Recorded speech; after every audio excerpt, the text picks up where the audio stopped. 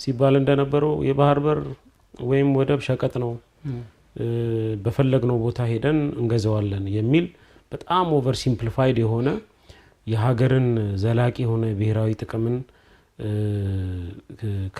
ከአጭር ጊዜ ከሆነው ስልጣን ላይ ከመቆየት ትንሽ ሰፋ አድርጎ ባለመታየቱ ምክንያት እኛ አሁን ዛሬ የባህር በር ከሌላቸው ሀገራት ውስጥ ተመድበናል።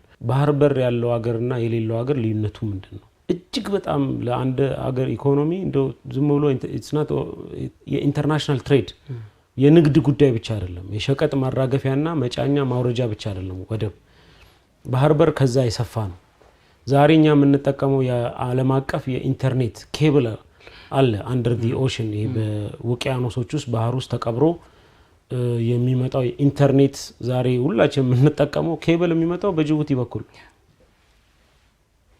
ያ ኬብል ቢቆረጥ አደጋ ቢደርስበት ማለት ተነግሮ የሚያልቅ አይደለም። ዝም ብሎ የእቃ ማውረጃኛ መጫኛ አይደለም። በወደብ ከሴኩሪቲ አንፃር፣ ከኢንተለጀንስ፣ ከቱሪዝም፣ ከስራ ፈጠራ በጣም ብዙ ጠቀሜታ ነው ያለው።